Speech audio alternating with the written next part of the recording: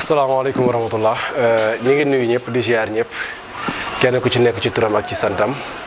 man maa ngi tudd El Hadj Master Kane nekk responsable de guichet Wakam ñu ngi leen di ziar di leen remercier ci teewaay bi yéen ñëpp kenn ku ci nekk dagg nga sa yiite ñëw teewal ñu ci bis bi nga xam ni ñoo ko organisé mu doon jour inauguration guichet Liberté guichet Wakam donc ñu ngi leen di sant di leen gërëm encore une fois sant bu amul àpp di commencer ci nuyoo bi di ko jagleel sunu ay dirigeants parce que comme ñoom ñoo ñu fexeel ba ñu mën a am guichet boo xam ni c'est approprié pour mën a accueillir clientèle bi aisément dañ leen di beral sant ak ngërëm buñ jógee ci loolu daal di sant aussi gërëm ñi nga xam ne ñoom ñooy agents yi nga xam ne ñoom ñooy liggéey ci biir guichet bi ak ñi nga xam ne ñoom ñooy am rapport ak clientèle bi chaque jour donc il faut aussi ñu gërëm koo xam ni dañ koy defal ngërmande boo xam ni c'est spécial muy Maimouna Sy parce que vraiment depuis que mu nekk fi ba léegi li muy doxal ci guichet bi moom ak ñun ñi nga xam ne ñun ñoo fiy liggéeyee macha allah ñoom dañ koy defal dañ naan mooy zéro faute donc lépp loo xam ni moom jàpp na ne lu mën a jagal guichet bi la ak lu mën a jagal ñi nekk ci guichet bi di ko liggéey dafi liggéey ci loolu lay dox suba ngoon guddeeg bëccëg amu ci lenn lu mu ciy réeroo ak ñun dinañu waxtaan layante biir mu indil ñu loo xam ni ci sunu wàllum liggéey xëy na ñun ñoo waroon dem sur le terrain di ko dem jëli ji donc moom il faut que ñu bereel ko ngërëm donc santaat encore agents yi fii nekk parce que nul n'était la collaboration bi nga xam ne moom la ñuy def entre nous xëy na peut-être am na ci yoo xam ne duñ ko mën a matale donc ñu ngi leen di sant di leen gërëm te di tàllalaat ay loxo parce que on est en fin d'année certes mais dafa am benn nouveau challenge boo xam ne moom mooy ñëw suñu kanam parce que élargissement guichet c'est un investissement te c'est un investissement boo xam ni c'est à amortir dans le temps donc comme dañuy dugg ci beneen année le travail nous attend et que ñun war nañoo def de telle sorte que investissement bi bañ a nul donc loolu noonu dañ ciy ñaaxaat ñi nga xam ne ñun ñoo fi nekk di ko liggéey ñu jéem cee taxaw bu baax jéem a fexe noo xam ni dinañ rentabiliser investissement bi nga xam ne moom lañ ci def donc encore une fois ñi ngi santaat ñëpp ñi nga xam ne dañoo jógee fu sori ku ci nekk bàyyi ay yitteem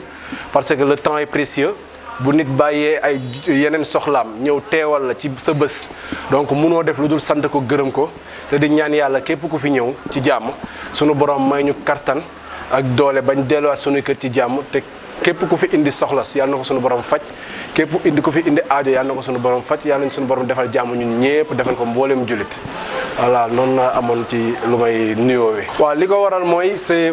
donner au guichet beaucoup plus d'espace et d'accueil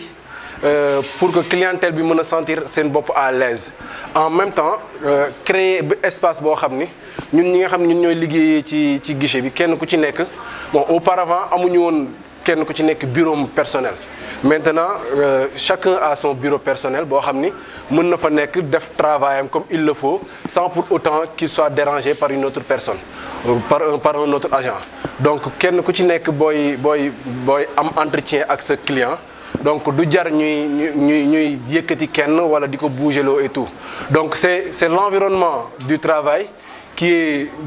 devenu beaucoup plus commode par rapport ak ni nga xam ni moom lañ doon liggéeyee donc l'objectif d'élargissement du guichet c'est par rapport à cela pour donner au guichet un environnement de travail beaucoup plus approprié par rapport ak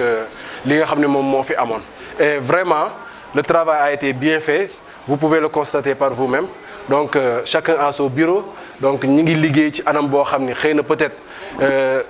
il y a de cela 3 wala 6 mois la productivité de chaque personne était réduite à la baisse par rapport ak instant bii ñu toll donc c'est ça et que loolu moom moo nekkoon objectif bi moo nekkoon but bi. par rapport ak crédit aussi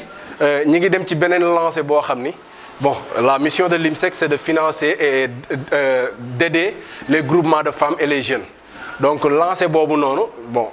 on l'a bien compris et que ñi ngi ciy dugg récemment rek ak Maimouna Sy ak groupe bi nga xam ne moom mooy taxawu askan wi def nañ benn convention de financement ba génne ay financement à hauteur de 150 millions concernant Wakam kese 300 millions concernant Wakam ak Liberté 6 donc ça veut dire que am na beneen lancé boo xam ne jël nañ ko par rapport ak financement yi par rapport ak groupement de famille ak jeunes yi nga xam ni ñoom ñooy entreprendre di woo rek ñëpp ñi nga xam ni ils sont concernés c'est-à-dire les femmes et les jeunes à ce que ñi nga xam ni mën nañ ñëw directement ñu ñëw directement ñi nga xam ne jege nañ Maïmouna Sy pour mën a collaborer ak moom ñu collaborer ak moom toujours est-il que ci ñun la ñuy ñëwaat ñu monter leen ay dossiers defal leen ay financement parce que on est là pour ça pour financer les femmes et les jeunes ñoom ñu développer seen ay activités mën cee am rentabilité pour mën a ñëw fay dans l'avenir aussi ñu jëlaat yeneen crédit ba mën a am autonomie financière c'est ça l'objectif des crédits et que ñi ngi ñaan yàlla mu yombalal ñu ko ñun ñëpp ñun comme moom parce que noflaayam mooy sunu noflaay bu ñu fayee normal moom mu noppalu ñun ñu noppalu donc loolu lañ ciy ñaan yàlla na ko sunu borom def ci ay saafara oyofalal ko ñëpp ci daraja Rasulullah.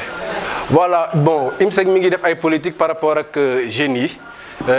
am na ay bases yu ñu teg mais déjà ce qui est beaucoup plus important mooy que les jeunes aient l'information. C'est-à-dire ils ont peur de venir dans les institutions de microfinance ou bien dans les banques pour mën a demander ay crédit wala boog s'ils viennent le plus souvent c'est des projets yoo xam ni ce ne sont pas des projets bancables comme on dit il y a de ces projets yoo xam ni bu ñu koy def da ngay xam ni ñii ni amuñu maîtrise bi déjà amuñu expérience bi donc kiiwuñu ci amuñu ci dara et bon en finance nag am na ci lu ndaw loo xam ni jot nañ ko ci tarbiyu ñu jàngal ñu ko c'est-à-dire mënuloo jël sa projet rek yow en tant que jeune sans benn autofinancement boo xam ne da nga koy def nga dem rek déposer ko ci banque bi sans garantie ni rien bëgg banque bi jox la même s'il y a des garanties dafa war a am benn activité génératrice de revenu boo xam ne tant soit peu yow yaa ngi ci léegi nag accompagnement boobu ngay soxla pour banque bi defal la ko mën na la ko defal donc ce qui est li nga xam ne moom la ñu war a def ñun jeunes yi ñi nga xam ne dañuy bëgg ay financement ak yooyu mooy que ni ñu am le minimum d'autofinancement peut-être 30% du budget wala 50% du budget après pour banque bi ñëw accompagner leen dina yomb mais li bon mooy nga dem ci banque avec 0 franc et aucune expérience dans le domaine pour di laaj ay financement banque bi aussi bon il y a des risques yoo xam ne moom du ko nangoo jël pour def financement yoo xam ne après elle n'est pas sûre ndax financement boobu dina rentable à son côté ou pas donc loolu la dañuy jéem a gagner de l'expérience un tout petit peu par rapport à l'entrepreneuriat même si c'est un petit commerce ou bien quelque chose comme ça ce serait bien d'abord avant que ñuy dem di dugal ay projets yoo xam ne peut-être maîtriser wuñ ko ci banque yi. salaamaaleykum ñu ngi nuyu ku nekk ci turam ak ci santam donc man maa ngi tudd Moussa Ndiaye di nekk chef d'agence Liberté 6 ànd tey nag ak Koumba Dieye nga xam ne mooy éliwu guichet wu Wakam nga xam ne ci agence Liberté 6 la bokk nekk sama wet El Hadj Master Kane responsable guichet wu Wakam sama droite Germaine madame Gaye mu nekk l'agent administratif du guichet de Wakam Babacar Diong agent de crédit wu guichet wu Wakam Ñilaan Faye moo nekk caissière guichet wu Wakam ki nekk sama droite mooy Mouhamadou Thiam di agent de recouvrement wu agence su Liberté 6 ànd nag ak Maïmouna Sy nga xam ne moom mooy d'abord dafa bokk Wakam en tant que sociétaire mais en même temps di présidente réseau agence Liberté 6 bi yëpp ak ñi nga xam ne nag mooy personnel u agence bi yëpp ma mun ci lim Khady Ndaw bu nekk Yoff Ousmane Dramé bu nekk guichet wu Yoff Babacar Wàcc mu ngi fi woon ak Ndiappali Seck responsable guichet de Liberté 6 et de Yoff donc ñu ñëwoon nag Binta Ka balaa ma koy fàtte moom xam nga day nëbbatu ci ginnaaw moom caissière wu Liberté 6 ñëwoon tey nag pour inauguration wu guichet wu Wakam parce que guichet wu Wakam dafa am histoire def naa daaw lañ bëggoon réfectionné waat guichet bi mais tey la ko yàlla dogal ñu nekk ci procédure yi fin d'année bi ñu commencé koon réfectionné ba mu pare ñu woon ànd seex Maïmouna Sy nga xam ne moom mooy marraine journée bi pour inaugurer ko donc ñëpp wuyu si ñu ñëpp bàyyi seen soxla wuyu si ñu dëkkandoo yi bàyyi seen soxla wuyu suñu vraiment ñu def lu rafet def pour raffermir lien yi ñu xam ne liggéey bi aussi ñëpp ko bokk. dafa am ay moment yoo xam ne nit ñi dañoo war a daje waxtaan saafonte wàccee stress bi ainsi de suite donc mu nekkoon moment bu extraordinaire donc ñun ñëpp vraiment ñu dundee ko noonu. donc loolu mooy woon principalement wu bitu journée bi di wax ne rek ñi fi ñëw ñëpp ñu ngi leen di remercier ndax bàyyi nañ seen yitte ñëw fi. donc loolu daal mooy woon vraiment taxawaay bi tey en tant que xanaa ñu wax ci yeneen questions yi. ñëpp comme ni ma wax rek ñu ngi leen di gërëm di leen sant parce que dañoo bàyyi seen yitte am lu bëri lu ñu waroon def mais ñëw ànd ak ñun pour inaugurer guichet wu Wakaam. donc ñooñu vraiment ñu ngi leen di gërëm di leen sant te ñaan yàlla aussi li ñu bëgg ci Wakaam liggéey bi ñu ci namm ànd seex ku mel ni Maïmouna Sy ak guichet bi ñu ñaan yàlla mu nekk guichet modèle au niveau de l'agence Liberté 6 ak Dakar yëpp donc vraiment loolu la ñuy ñaan. waaw ñuy gërëm ñëpp comme ni mu ko waxee woon may gërëm personnelu agence bi yëpp ñi bàyyi seen yitte yëpp ñoo fekkee ci bés bi ñu ngi leen di gërëm di leen sant di wax ne aussi suñu directeur de caisse Mor Khoule bëggoon na ko fekkee. mais dafa am beneen contretemps parce que dafa waroon rencontrer au niveau du marché poisson le directeur mais moom tam bëggoon na ko fekkee ñu koy remercier au passage parce que lii yëpp aussi suñ ko mënee def c'est parce que moo nekk ci ginnaaw dañu encourager dañu jàppale. di remercier aussi directeur réseau IMSEC muy monsieur Ousmane Thiongan def naa barke démb woo nañu dafa nekk tournée dans les villages mu ngi Fadiouth pour ay activités de mobilisation mu nekk def mais bëggoon na teewee bés bi. di ko remercier aussi parce que wax dëgg yàlla jàpp na ci liggéey bi mu ngi ñuy taxawu mu ngi ñuy encourager mu ngi def lépp lu ñu mën pour ñu mën a atteindre suñuy objectif. donc di gërëm particulièrement le personnel du guichet de Wakaam parce que lii yëpp tam ñoom la ñoo am initiative bi waxtaan ceex man wut seen marraine muy Maïmouna Sy ba bés bi mun a mel ni mu mel. donc di gërëm vraiment muy El Hadj Master Kane di gërëm Babacar Diong di gërëm particulièrement aussi agent administratif bi Germaine parce que moom aussi sonn na ci pour li yëpp mën a am donc ñu ngi koy gërëm di ko sant. mënuñu terminer aussi sans pour autant remercier Maïmouna Sy parce que dafa génne ay moyens génne alalam woo ay nitam pour inauguration guichet wu Wakaam su ko neexoon mu ne yoonam nekku ci parce que li ñu sekkax moom mooy lebal ay groupement wala lebal ko mu fay ñu. donc su ko neexoon mu ne loolu wax dëgg yàlla activité IMSEC la mais mu nangu àndax ñun woo ay nitam ñu fekkee ba pare def ci xaalisam woo ay nit ñu ñëw neexal bés bi donc moom tam vraiment amal nañ ko njukkal ñu ngi koy gërëm di ko sant. li may jeexal nag damay woo ñëpp dans un même lancé liggéey bi ñëpp a ko bokk liggéey moo ñu boole te suñu sañoon ku nekk fi nga nekk nga am fa ndam donc dañuy ñaan ñëpp nit ñi gën a concentré wu ci li nga xam ne mooy l'essentiel. mooy ñu liggéey suñu agence Liberté 6 man de toute façon fa laay woo nit ñi ku ci nekk li nga doon na nga ko téyel sa bopp doxal ko parce que ku nekk soo doxalee fi nga nekk suñ ko dajalee rek mu nekk résultat wu ñëpp. donc loolu laay lancer le personnel di wax ne na ñëpp jàpp parce que fii loo liggéey rek sa bopp nga koy defal ku liggéey rek sa bopp nga koy defal kon na ñëpp jàpp liggéey ñu xam ne liggéey bee demee noonu ñu góorgóorlu wax dëgg yàlla rafetal relation yi rafetal liggéey bi ba ku nekk gis ci sa bopp. donc loolu daal mooy mot de la lu ma bëggoon wax di gërëm aussi suñu élu bi Koumba Dieye parce que moo fa représenté tout le CA donc ñu ñëpp daal maa leen di gërëm di leen sant kontaan naa trop parce que aussi rafet na neex na nit ñi wuyu si na la woote nit ñi ñëw rek dafa neex donc je vous remercie vraiment si présence bi. asalaamaaleykum maa ngi nuyu ñëpp ñi fi teew ku si nekk sa tur ak sa sant bon man la Babacar Diong agent de crédit IMSEC Wakaam bon di sant ñi fi teew ñëpp ñu si mel ni Maïmouna ak waa agence bi guichet bi plus particulièrement aussi si mel ni El Hadj Master Kane mu ne suñu responsable de guichet Germaine Gaye Ñilaan Faye di remercier aussi agence bi suñu chef d'agence mi ñu représenté fii nekk Moussa Ndiaye Maïmouna Sy suñu marraine nga xamante ni yàgg nañu jàppale si suñu liggéey def ñu comme ay doomam bon ñu ànd ci cohésion ba nga xamante ni ñu ngi liggéey ensemble ci dynamique ba nga xamante ni buñ ci continuer incha allah dinañ gis résultat. Bon maa ngi sant ñëpp ñu fi teew ak suñu collègues yi aussi du ma leen fàtte ñoom mel ni Thiam agent de recouvrement Koumba Dieye suñu élu bi au niveau de Ouakam ak yeneen agent yi fi teew mel ñoom Khady Ndaw ñoom Ousmane Dramé ak ñeneen ñi nga xamante ni ñu ngi fi woon ñoom ñëpp maa leen di remercier di leen sant. Particularité bi bu naan montage de dossier client bu déposer demande de crédit donc maximum 2 semaines war na am réponse donc fii au niveau de l'IMSEC client bu fi mënti déposer demande buñ la montalee wala entretien au bout de 2 semaines di nga am résultat pour sa demande di nga xam ndax demande bi favorable na ou pas.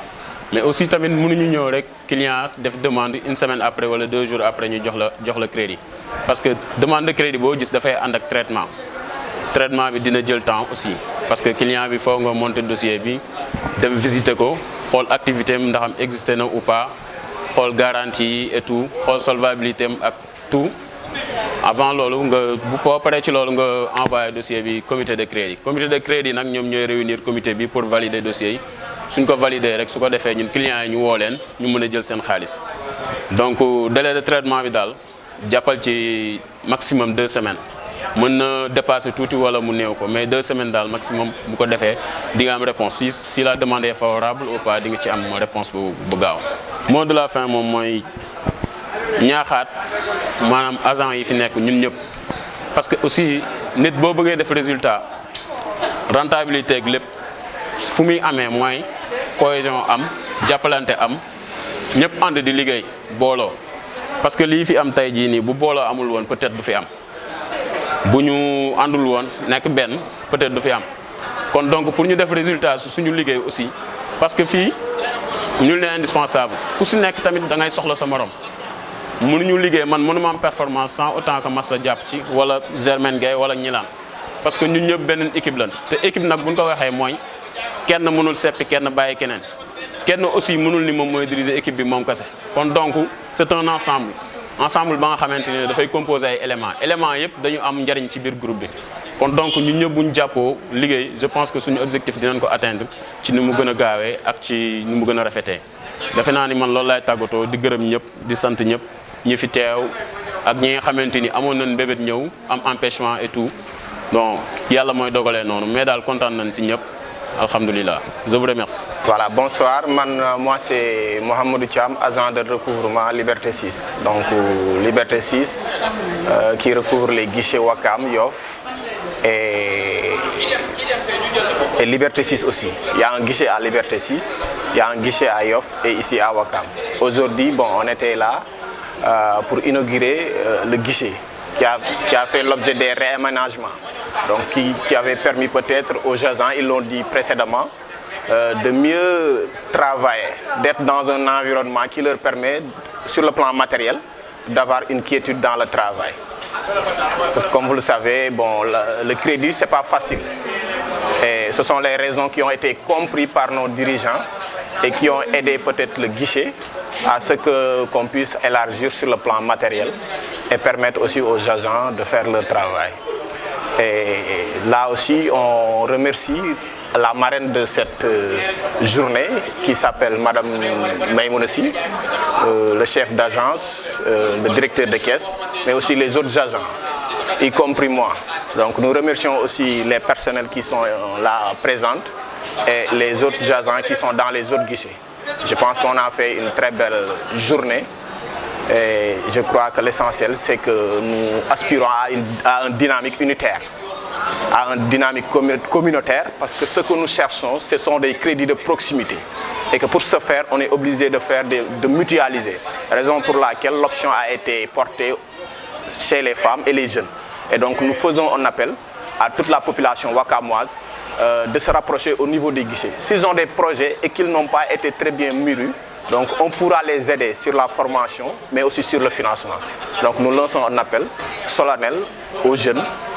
aux femmes, parce que nous on est là pour ça et nous voulons le développement local par le crédit de proximité. En fait, dès qu'ils se rapprocheront de nous, donc peut-être on va leur expliquer quel genre d'activité ils ont, quel mode de financement ils voulont et que, bon, à quelle hauteur ils pourront commencer par être financés selon une activité ou non. Par rapport aux garanties aussi, vous savez, puisque c'est un mutuel, on a fait une légèreté par rapport à la prise des garanties.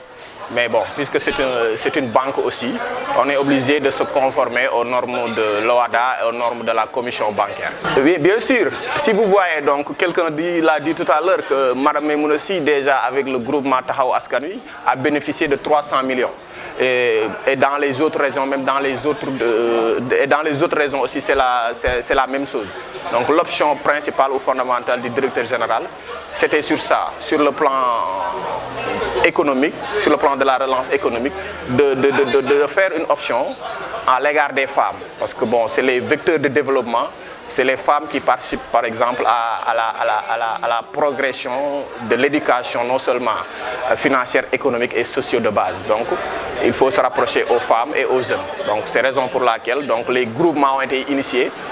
pour effectuer des financements à leurs endroits et pour leur permettre également non seulement de réagir leurs rêves, mais aussi de participer au développement aussi de ce pays. En fait, par rapport au financement agricole aussi, tout dépend aussi de... Je pense que les agents de crédit seront mieux habilités à pouvoir expliquer de ce point de vue. Donc, nous peut-être l'agriculture, toutes les activités de base génératrices de revenus, IMSEC font des financements sur ces activités, donc qu'il soit l'agriculture, que ce soit l'industrie, bon, on est ouvert à tout et à chaque fois que la personne est présente, donc je pense qu'on pourra trouver une solution par rapport à ça. Le recouvrement aussi c'est facile, c'est difficile. Donc ce n'est pas du tout facile, comme je viens de le dire, par rapport à l'aspect mutuel. Donc une légèreté sur certaines garanties, donc y est déjà, donc on préfère l'aspect amiable. Essayer de voir quelles sont les raisons qui ont fait que le client a eu des difficultés par rapport à son activité afin qu'il n'arrive pas à faire des versements normalement. Maintenant, essayer de l'aider aussi et de lui dire que bon, voilà, s'il ne paye pas, ça veut dire qu'il ne participe pas au développement de ce pays. Donc on va essayer sur ce plan. Cette phase d'abord est la phase que nous concentrons le plus, la phase amiable, comment aider la personne, comment la faire relancer pour qu'il reprenne exactement ses versements mensuels. Bon, nous saluons et nous remercions vraiment cette dynamique donc, de groupe, donc cette discipline de groupe, et nous remercions tous les agents et toutes les personnes, y compris vous qui avez au moins être là pour effectuer peut-être la couverture de cette journée. Merci. Bonsoir à tous, c'est Germaine Gueye, Madame Gueye. Germaine Gueye, Madame Gueye, agent administratif au guichet de Ouakam. C'était pour inaugurer le guichet. Après les travaux qui ont été faits, on a décidé d'inaugurer le guichet et de mariner la journée à la dame Memounassi. Je remercie le réseau des femmes de IMSEC Ouakam, Tahaou Askanui, sama collègue yi, Liberté 6, sama collègue Khady Ndaw mi déplacé wu waa Dalifort. Elles ont été toutes là. Je remercie ñëpp daal. maa ngi tudd Gnilane Faye, caissière au guichet de Ouakam. Journée bi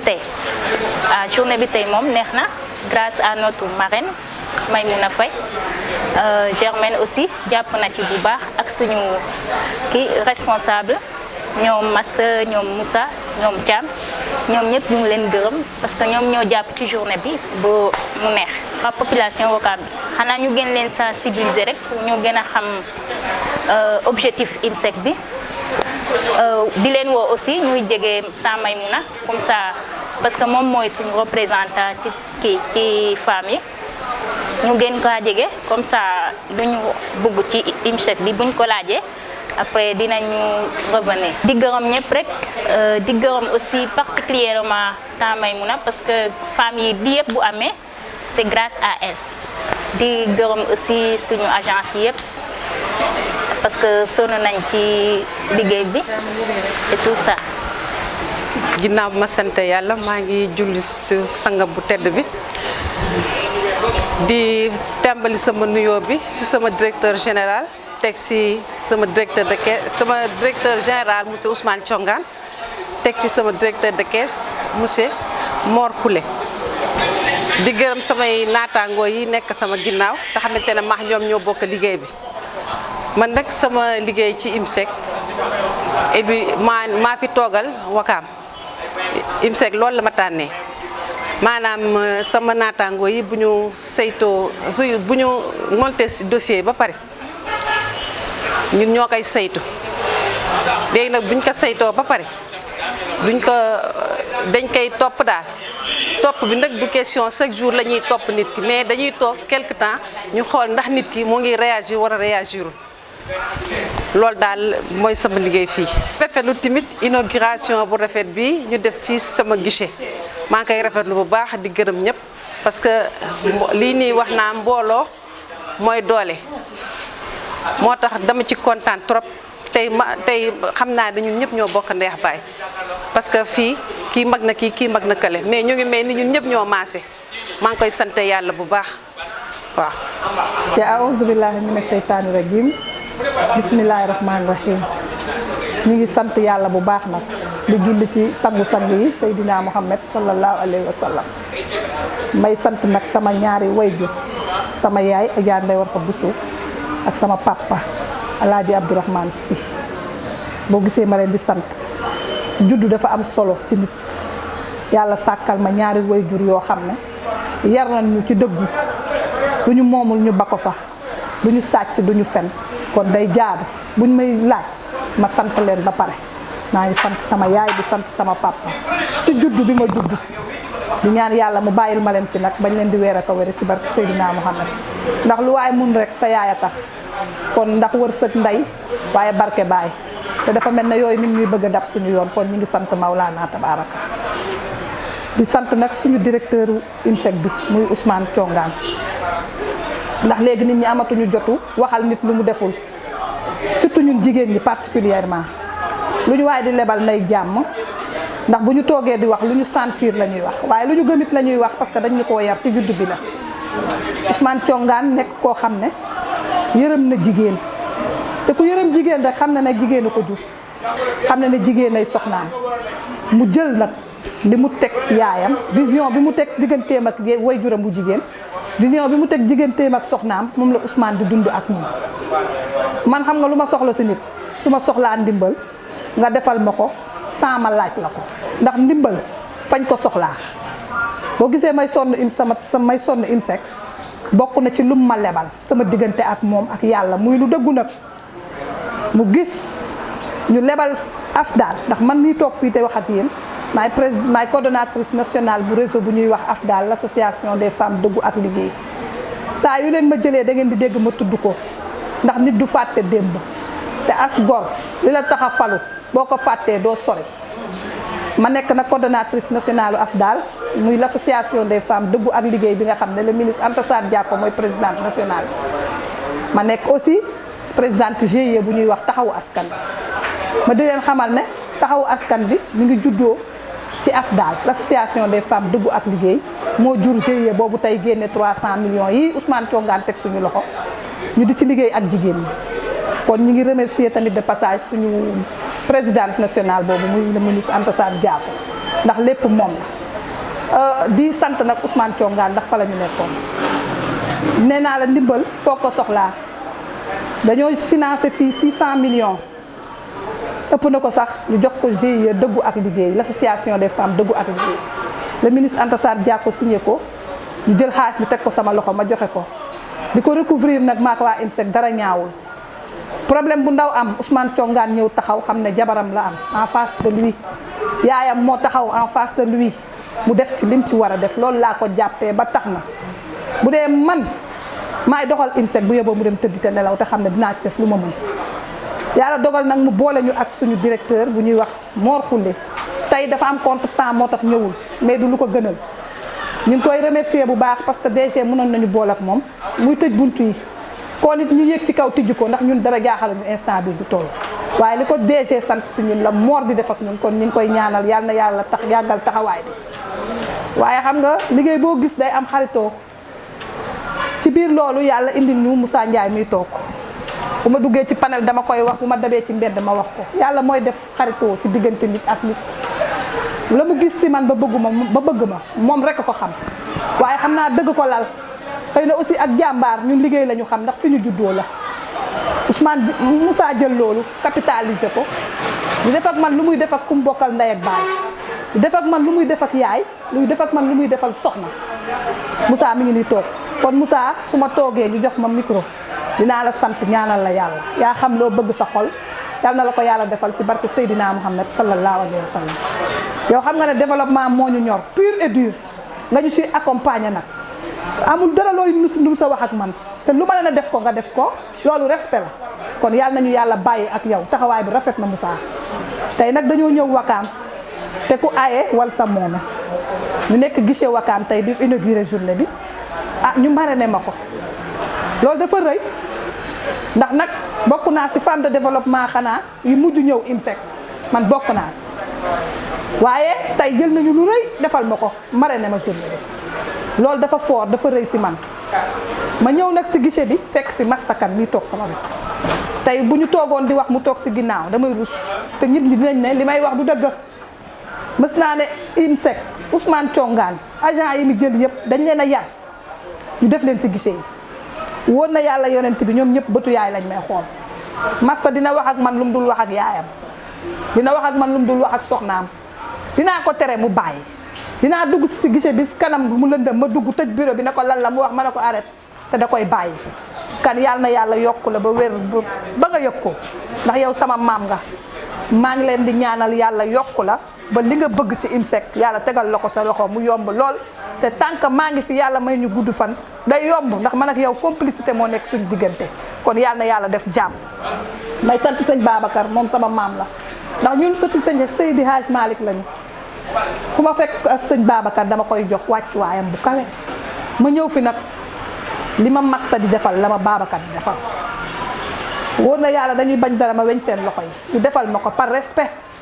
kon dañ maa sas boobu ñu ma sas moo tax ma def lii tey ànd ak yéen ci journée bi taxawaayu yaay taxawaayu mag am complicité bu am suñu diggante man ak yéen ma koy bindeel Wakaam yépp ñu xam ne liggéey bi man ak yéen la te incha allahu rabbi Moussa Ndiaye du rus Mor Khoule du rus Ousmane Thiongaan du rus kooku man maa leen ko wax ndax defe naa fii devant nous ñi ngi am ay jigéen ñoo xam ne xoola coma toogul fii cuune toogu fi ay liggéeykat rek ñoo fi toog xoola boo leen joxee rendez-vous 4 heures duñ ko mën a respecter parce que dañuy job ñun loolu la ñu xam kon nag bu yeboo ngeen tëdd te nelaw te xam ne fii incha allah yàlla dinañu ci may ndam ñu am suñu caissière mi ngi fi muy ñilaan bëtu yaay la may xool man si biir kees gi laay dugg teg sama bank toog ak moom ni ma ko bëggee la ma ko Zilane di defalee respect la respect boobu moo ma ñuul ba jox ma force boo xam ne tey damay liggéey ak IMSEC ni mënu si dara ma ñëw tey fekk fi ñilaan Germaine madame Dieng Germaine billaay wallaay taalaay dafa mel ne maa ko jur te la ma ko ci wax lay def xaw ma lu ñu gis si man ba am confiance man guichet Wakaam si man bu ñëwee si liggéey bi mu am dossier yoo xam ne maa ko moom da ngay gis Germaine da ci taxaw foowu si kafu si réewu si ndax mbëggeel bi ñuy defar fii commencé wuñu sax la ne ma journée bi yow laa koy marraine génne ko si gémminam